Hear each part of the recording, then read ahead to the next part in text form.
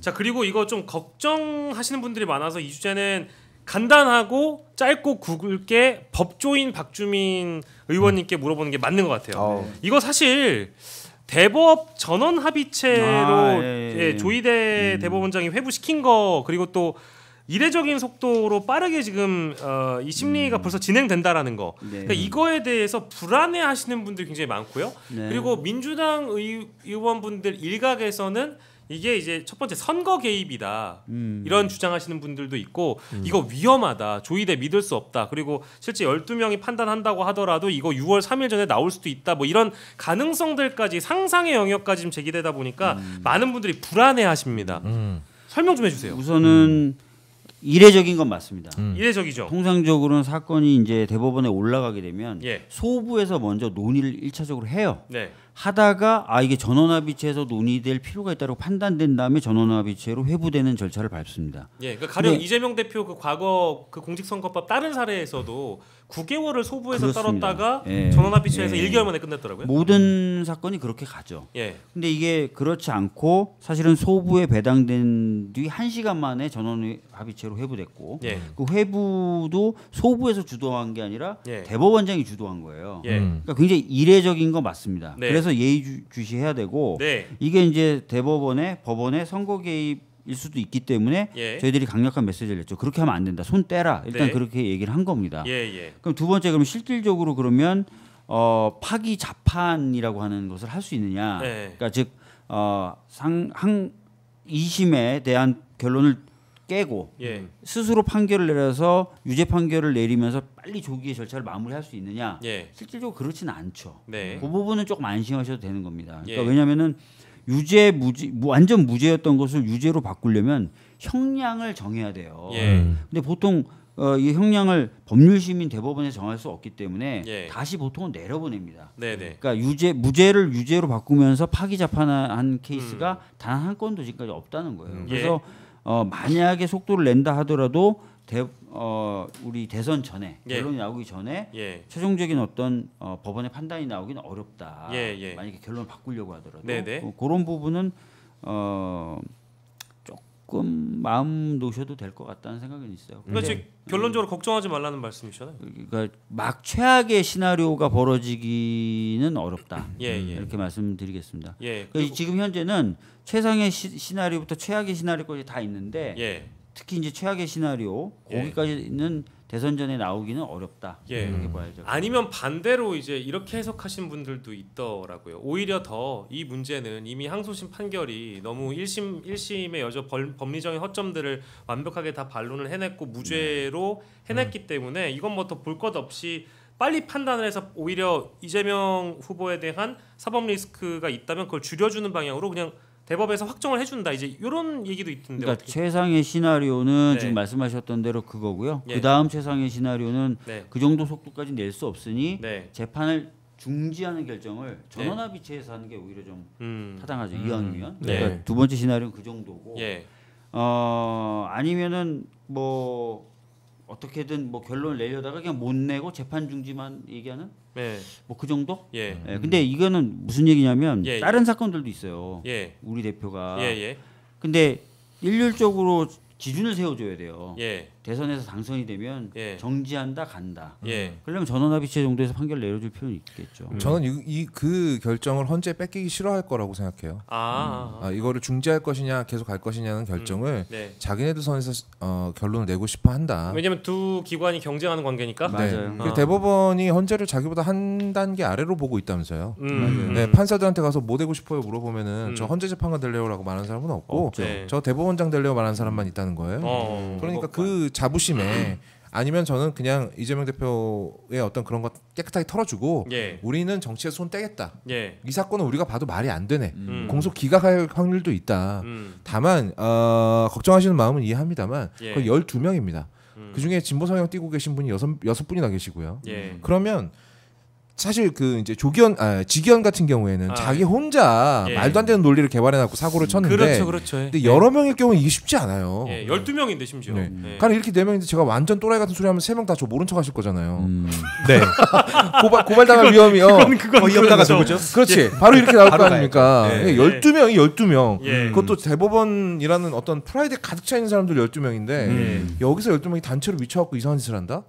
저는 잃을 게 너무 많다 그렇게 되면. 그럼에도 불구하고 사법부 불신이 너무 커져가지고 맞아요. 지금 이 얘기를 저도 주변에 참 많이 하고 다닌 것 같아요. 법률 전문가들이 대부분 다 그럴 가능성이 정말 적다라고 얘기하고 가능성이 없다고 말씀하시는 분들이 있어도 지기현 판사 때문에도 그렇고 그냥 사법부에 대한 이 어떤 불신 이게 좀 있는 것 같고요. 자, 그러니까 지금, 확실하게 저희들이 대법원이 정치적인 행위를 못하도록 감시해야 되고 비판해야 됩니다. 그거를 안 하겠다는 건 아니고요. 너무들 불안해하시니까 좀 말씀드린 건데 파기해서 자판하는 방식으로 무죄였던 완전 무죄였던 걸 유죄로 바꾸면서 형량까지 정한 케이스가 없다라는 말씀 하나 드리겠고, 방금 거업님이 얘기하셨는데 노태학 이렇게 빠졌고 법원 행정처장은 원래 재판을 안 하니까 12명이에요. 그러면 순번 낮은 대법관부터 자신의 결론을 얘기합니다. 근데 진보 성향이라고 얘기하는 우리가 꼭 그렇게 평가할 필요는 없는데 6명이 일단 이거는 상고를 기각해서 항소심 결정을 그대로 유지하는 게 맞아라고 하는 사람 6명이 나오는 순간 사실은 대법원장이 맨 마지막에 표를 행사하거든요. 그 6명의 표에 손을 들어주는 표결로 갈 수밖에 없어요. 안 그래봐야 소용이 없으니까. 6대6을 만들진 않아요. 그래서 7대5를 만들게 되는 거죠. 그래서 어떤 분들은 이 대법원의 심리 구조를 봤을 때 큰 문제 없다라고 얘기하시긴 해요. 그러니까 이게 그런 생각이 좀 들더라고요. 지난번에 이제 헌재를 보면은 대표적으로 저쪽에서 좀 믿었던 사람들이 이제 뭐 정영식, 그다음에 뭐 조한창, 김복형 뭐 이들이 있었잖아요. 근데 8대 0이 나오니까 갑자기 뭐 언제 그랬냐는 듯이 막 욕을 하기 시작했어요. 막 좌파 뭐 빨갱이다부터 해가지고 막 난리가 났는데 이제 일종의 그런 것도 보면서 어느 정도 이제 이런 명분을 만드는 정도까지는 해야 되지 않나. 뭐 압박도 뭐 받는다든지 이제 뭐 그런 생각이 들고, 사실 불안할 때 요즘 그 최고의 우리의 신경 안정제가 있습니다. 유시민 작가인가요? 아닐걸요? 주펠레 말하는 거예요? 누구? 그렇습니다. 주진우 의원이 주펠레라고 불리죠. 주펠레. 반대로 하면 이제 다 맞아떨어지기 때문에 그동안 주진우 국민의힘 의원이 유튜브에 무슨 뭐만 올리면 다 틀렸어요. 다 반대로, 완벽하게 반대로. 물론 이제 유시민 작가님이 되게 큰 영향을 주는데 저쪽에서 이제 하는 것마다 다 틀렸거든요. 실제로 파기자판 얘기도 주진우가 처음에 했어요. 무죄 절대 안 나온다고 꿀잠 자라고 해놓고 틀렸고. 그렇기 때문에 이제 주진우 의원 걸 쭉 보면 어떻게 흘러갈 건지를 지금 대략 예측할 수 있습니다.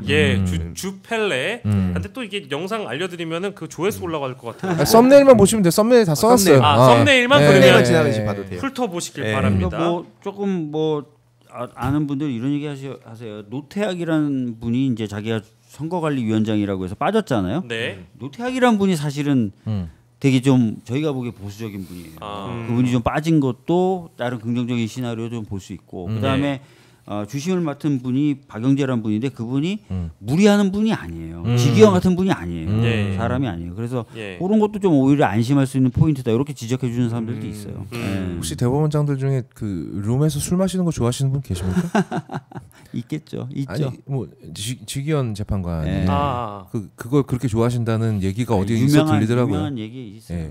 그래요? 그래서 어떤 그런 무식한 시사평론가들은 그래서 약점을 잡힌 게 아니냐. 라는, 아무래도 이제 술 좋아하고 사람 좋아하고 늦게까지 술 먹는 거 좋아하면 실수할 확률도 많고 그러다 보니까 그게 누군가한테 잡혀서 지금 이러고 있는 거 아니냐라는 얘기도 있더라고요. 그러니까 조희대 대법원장이 나서서 소부에서 시간을 보내지 못하고 하면서 전원합의체로 끌어올린 거는 의심해 볼 만해요. 그래서 저희가 예의주시하고 긴장을 늦추면 안 된다라는 너무 이례적이니까. 말씀을 분명히 드리면서 그렇지만 다들 너무 걱정하시니까 꼭 그렇지 않을 수도 있는 몇 가지 가능성에 대해서도 제가 말씀을 드린 겁니다. 그러면 이제 민주당에서 그 약간이 아니라 경계심을 가져야 되고 어쨌든 의심이 된다라고 언급하시는 분들은 불안해하시는 분들이 계시긴 하지만 어쨌든 이례적인 부분이 이례적이라고 충분히 설명을 드리고 다만 이제 최상의 상황과 최악의 상황을 다 이제 분류해가지고 설명드리고자 하는 대목에서 나왔던 얘기라고 이해를 하면 되는 이렇게 거겠죠? 생각하셔야 돼요. 그러니까 무슨 얘기냐면 이게 딱 전합의체로 회부되니까 보수 언론에서 이걸 엄청나게 떠들어요. 아이 너무 떠들더라고요. 너무 떠들면서 이게 무슨 얘기냐면 우리 대표 불안하다. 뭐 이런 얘기를 자꾸 하려고 하는 거예요, 사실은. 맞아요. 그래서 우리가 또 걱정도 하고 경계도 하고 그런 일이 없도록 해야 되겠지만 그렇다고 해서 막 다 불안하다 이러면 실제로 저쪽에서 국힘 갤러리에 그런 걸 올라와요. 사이버 대응팀 구축하자 그러면서 지금 뭐 신남성연대의 이런 빈 공간을 우리가 채워줘야 된다. 근데 그들이 이제 실제로 뭐 DC 같은 데서 민주당 갤러리나 이런 데 침투한 걸 또 막 그 인증샷까지 또 올라오고 있거든요. 그러니까 중요한 게 뭐냐면 이런 불행 회로를 계속해서 먹고 자라면서 키워가고 있는 것도 있다. 그러니까 당연히 이 가장 극단적인 상황까지는 고려해야 되지만 실제 이런 불안을 계속해서 키워가는 사람들도 있다는 걸 인지해야 된다. 그 점을 말씀드리고 싶습니다. 알겠습니다. 그 지금 이 시각 저희 오마이TV가요 240만 구독자까지 남은 구독자가 250명이래요. 예, 지금 화면 띄워주셨는데 저희 시간에 또 240만이 되면 오연호 대표님이 저희 출연료 더 주실 수도 있으니까. 그렇습니까? 250명만 더 들어와 주시면. 얼마 전에 거업님이 뭐 당첨됐다 구독자 그거 했던 거 아니에요? 맞았던 그러니까 그때 몇 만이었지? 그때 얼마였죠? 그때 230만이 됐었죠. 350만 235만이었나요? 그때가? 그래요? 그러면 저희가 너무 역사를 세우는데 너무 뭐 안 해주신다. 아니 제가 저번 달에 최초로 오마이뉴스에서 출연료를 받았잖아요. 깜짝 놀랐어요. 왜? 아니 화들짝 놀랐네 나는. 좋은 의미에서 얘기해 준 것 같아요. 저희 지금 다 좋아지라고. 좋은 의미 맞아요. 앞으로 더 받을 여지가 많겠구나. 가능성이라고. 가능성. 여러분들 저희의 출연료를 올려주실 분들은 여러분밖에 없습니다. 250분만 도와주시면 지금 오연호 대표님이 TV를 보고 계실 텐데 굉장히 또 이제 긴장하고 계실 겁니다. 긴장하게 만들어 주시고요. 처음 저를 섭외할 때 출연료 얘기를 안 한 이유가 있더라고요.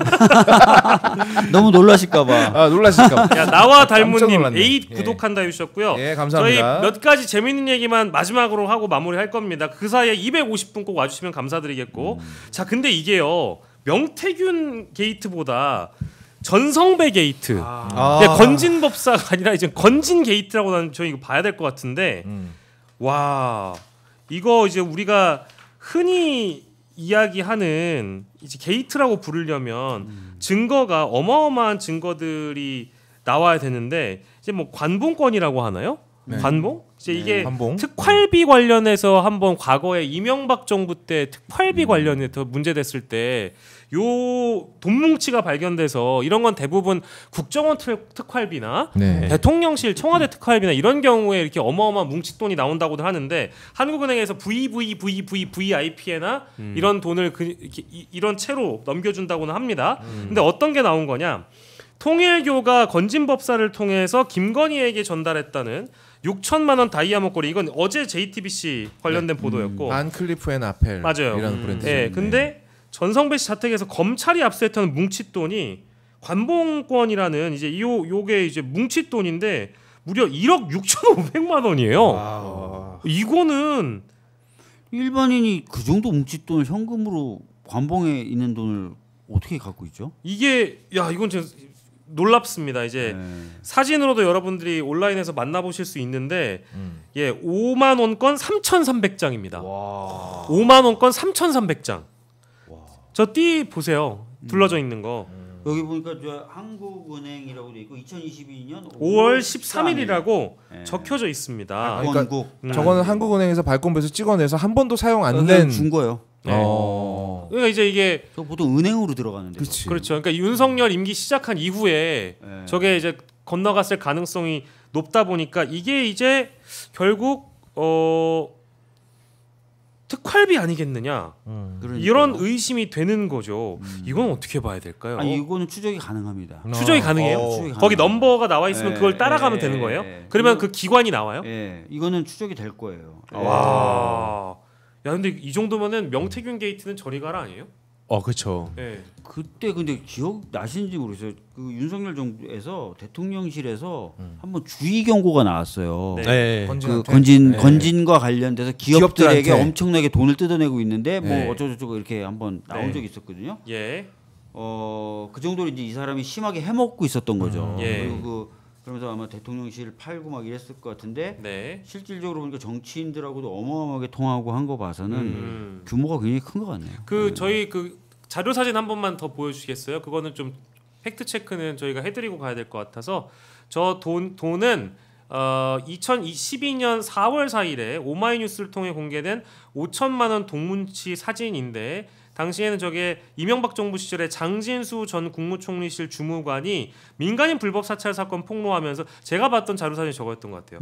청와대 측이 입마금용으로 전달했다라고 증언을 한 이제 관봉권 5만 원짜리 다발이라고 합니다. 그러니까 이제 이런 형태의 돈이 전성배 씨 건진법사에게도 발견이 됐고 무려 1억 6천만 원에 5만 원권 3,300장이라고 하니까 저거보다 더 많은 금액의 돈 뭉치가 발견이 됐다라는 것이죠. 한국일보 같은 데는 그 사진이 있어요. 아 그래요? 네, 그것도 한번 여러분들 참고해 보시면 되겠습니다. 자 그러면 이게 이제 어떻게 뻗어나가냐의 문제인데 저는 그 목걸이도 굉장히 중요하다고 생각해요. 목걸이 중요하죠. 이게 그러니까 통일교 측에서 지금은 이제 교단을 빠져나온 사람의 증언에 따르면 통일교 측에서 김건희 여사에게 전해 주어라라고 건진에게 줬고 건진은 말도 안 되게 그걸 잊어버렸다. 6천 몇백만 원짜리네. 라고 얘기를 했는데 그것도 김건희가 차고 있었단 말이에요. 물론 이게 정확하게 같은 목걸이인지는 확인을 해봐야 됩니다만. 해야 돼요. 하지만 반클리프 아펠이라는 브랜드가 뭐 이렇게 막 어디 저기 뭐 백화점 가서 바로 살 수 있는 브랜드는 아니에요. 그러니까 높은 확률로 아마 그 목걸이가 그 목걸이일 것 같은데 그렇다면 그 이제 전달해 주는 비용이 이게 다는 아닐 것이고 6천만 원짜리 전달해 달라고 1억 6천을 주지는 않을 거 아니에요. 그러면은 둘 중에 하나죠. 김건희가 전달받은 게 더 있거나 아니면은 건진이 여기저기서 받은 돈이거나. 근데 관봉으로 하나로 묶여 있었다라고 한다면 한쪽에서 나온 돈일 확률이 더 크잖아요. 뭐 그렇죠. 여러 기관에서 그걸 뭐 이렇게 합쳐가지고 줄 일은 없고. 뭐 건진이 나는 관봉 아니면 안 받습니다. 뭐 이랬을 리는 없잖아요. 그러니까 여기 한국일보에 게재되어 있는 사진을 보면 금액 5천만 원이에요. 비닐로 이렇게 쌓여져 있어요. 관봉에. 이게 이 사진이 맞다면 그 사진이 진짜 맞다면. 지난해 12월에 확보한 증거라고 하니까 야 놀랍습니다. 그리고 하나 유사한 사례인데 건진법사 부인 계좌에 6억 4천이 넘는 현금이 2018년 지방선거 시점을 전후에 입금된 걸 확인했다. 근데 이제 전성배 씨 아내는 직업이 없다는 거예요. 요거를 이제 또 검찰이 확인을 했다라고 합니다. 막 여기저기 펑펑 터지네요. 이 자식들은 다 확인하고 뭐 하고 있는 거예요? 검찰이 그러니까 다 확인하고 뭐 하고 있는 거예요? 야, 이 정도면 이제 정권이 다 파멸 단계에 이르니까 이제 막 쏟아지는 거죠. 이제 막 쏟아지는 건데. 야, 이제 와서 수사를 속도를 낸다고 뭐 할까 싶기도 하고요. 한참 됐어요. 이 법사폰이라는 거 이런 거 까이면 장난 아닐 거다라는 얘기 한참 전에 나왔었거든요. 그게 정권 초기에 나왔었잖아요. 정권 초기에 나왔었죠. 그래서 건진 조심하라고 심지어 대통령실에서 그러니까 경고까지 했잖아요. 그만 처먹어 이렇게. 그러니까. 그렇죠. 이런 사람이 요주의 인물이 있으니까 기관별로 조심해라. 이제 이런 류의 보도였단 말이에요. 야, 이제 이거는 이제 K특급으로 퍼져나가고 있다라고 봐야 되겠고요. 저는 검찰이 이거 캐비넷에 예쁘게 담아가지고 다음 대통령 당선된 물론 뭐 가장 높은 확률로 이재명 대표겠지만 당선된 분에게 찾아갈 거라고 봅니다. 자 여기 있고 당신이 원하는 손가락질만 해주면 우리가 원하는 대로 터트려주겠다. 그러니까 우리를 당신의 칼로 써라. 그러니까 지금 오히려 이렇게 언론에 빵빵 터트리는 게 우린 이것도 알고 있어요. 우린 이것도 알고 있어요. 궁금하죠. 약간 이런 밑밥이라고 보여요 저는. 그동안 사실은 윤석열 라인 때문에 저희가 하고 싶었는데 못했던 게 너무 많거든요. 이거 지금 저희가 뒤늦게라도 하는 거 좀 예쁘게 봐주세요. 뭐 이런 느낌 같아요 저는. 사실 이 사건 터트린 거는 저는 약간 그거 같거든요. 김건희 조지고 싶죠.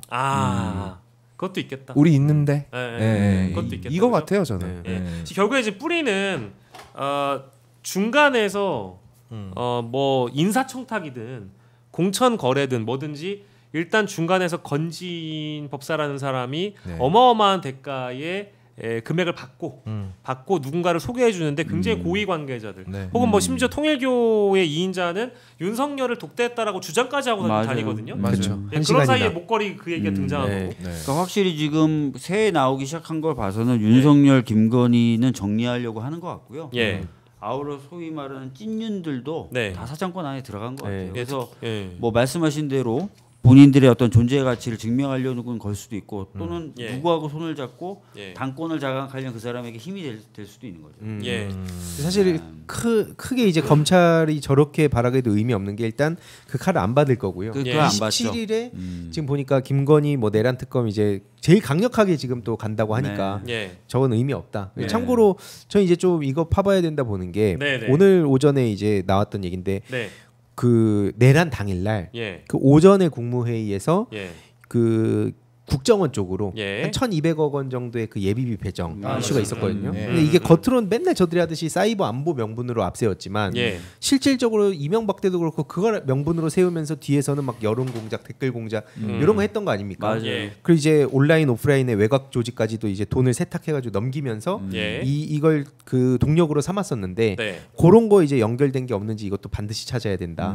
왜냐면 실제로 예산은 국정원, 홍정원 씨의 이제 진술에 그렇게 나왔다고 하는데 실행은 이제 방첩사 쪽.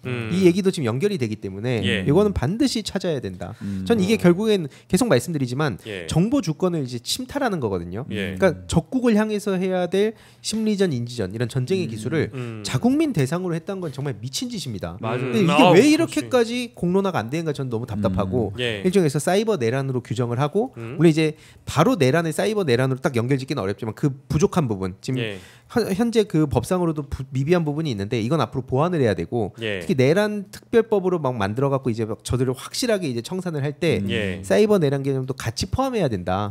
이게 청산이 안 되니까 지금까지도 이명박 때 시작됐던 여러 가지 온라인상의 분열, 와해 공작 이런 게 지금도 지속 중입니다. 이걸 그 계속 같이 가면서 우리가 뭐 대화를 하자, 청년들하고 같이 소통하자 이거 불가능합니다. 그래서 투 트랙으로 가야 된다. 그 말씀드립니다. 동의합니다. 중요한 말씀 주셨고요. 자, 그리고 제가 이거는 건진법사와 전성배 게이트 관련돼서 취재하는 기자들을 다수 복수의 기자들한테 들은 얘기인데 지금 윤한홍 의원이 제일 많이 60건 통화했다는 드러나고 있잖아요.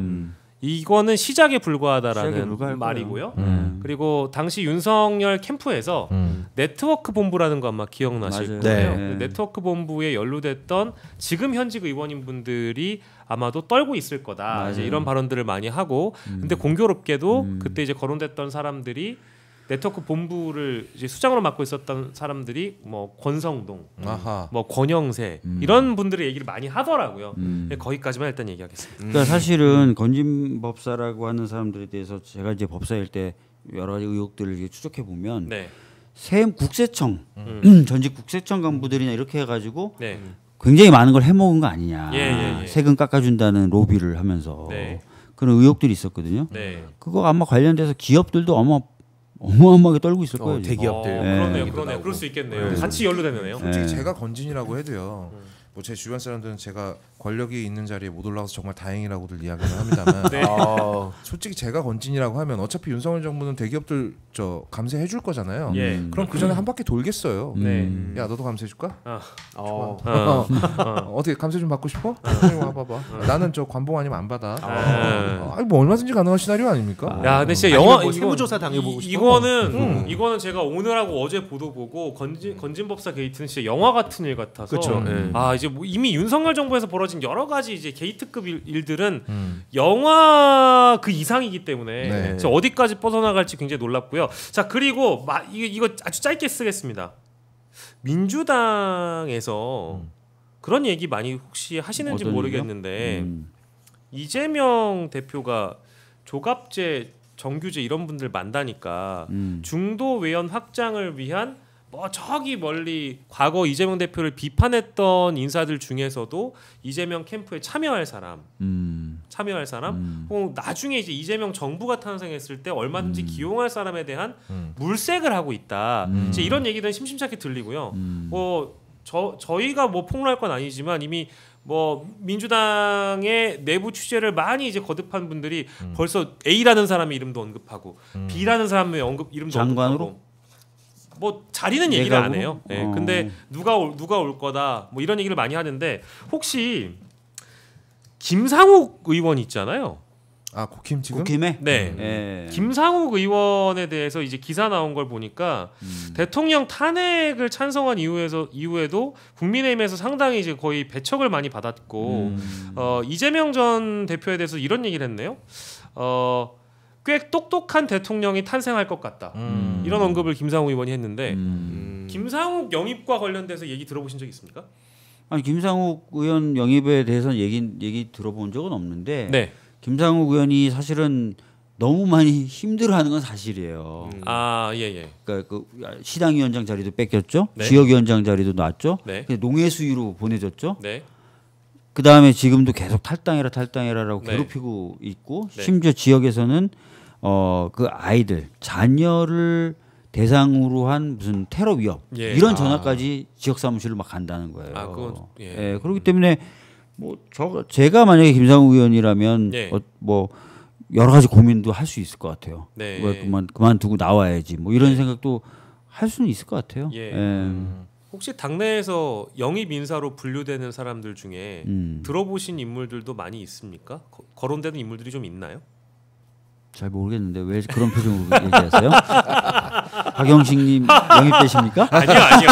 아니, 그건 아니고요. 진짜 궁금해서. 왜냐하면 일각에서는 오늘 나온 얘기만 하자면 이제 민주당을 잘 아는 고위 정통한 관계자에 따르면 상법 개정안과 관련돼서는 뭐 김용남 전 의원과 이재명 대표가 너무 결이 잘 맞는다. 김용남 전 의원 정도는 영입할 수 있는 거 아니냐라는 얘기부터 뭐 또 혹은 어떤 여러 이제 보수로 우리가 이제 대변됐던 인물들 중에 캠프 합류설 뭐 이제 이런 얘기 많이 돌더라고요. 그래서 혹시 얘기 들어보신 게 있나 궁금해서요. 아니 뭐 예를 들어서 뭐 대선 때나 이럴 때는 뭐 진짜 가치 지향이 맞다면 과거에 다른 당에서 활동하셨던 분들도 많이 합류하기도 해요. 그게 오히려 또 약간 뭐 탄력을 붙이거나 승리를 확실하게 만드는데 도움이 되기도 하죠. 그러니까 뭐 그런 고민들을 할 수는 있을 것 같아요. 특히 지금은 이제 각자의 소망을 담아서 또 여기저기 여의도에 막 돌리고 밭 같은 것도 돌리고 이런 딱 시즌이기 때문에. 그래서 누구 좀 들어보셨습니까? 저분 정도면 민주당에 와도 괜찮지 이런 말을 하시는 분들 많지 않아요? 뭐 다양한 사람들이 있는데 저는 이제 개인적으로 요즘 신인규 변호사 정말 잘하고 있다. 그래. 다만 근데 개인이 여기 뭐 바로 댓글에도 나와요. 신인규도 거론된다 만요. 그래요? 다만 근데 개인의 어떤 그 목표나 여러 가지 또 구상하는 게 또 있기 때문에 저는 이제 무리해서 민주당에 오라고 하진 않습니다. 그렇군요. 존중을 하는. 우리 거의 없다님은 그런 얘기 들어보셨어요? 거의 없다님도 혹시 영입되시는 건가? 뭐 이제 문화부장 문체부 장관. 문체부 장관. 청문회만 딱 하면 안 돼요? 청문회 하는 순간 큰일 나네. 청문회 한 번으로 아웃입니다. 괜히 저는 짐이 되고 싶지 않고요.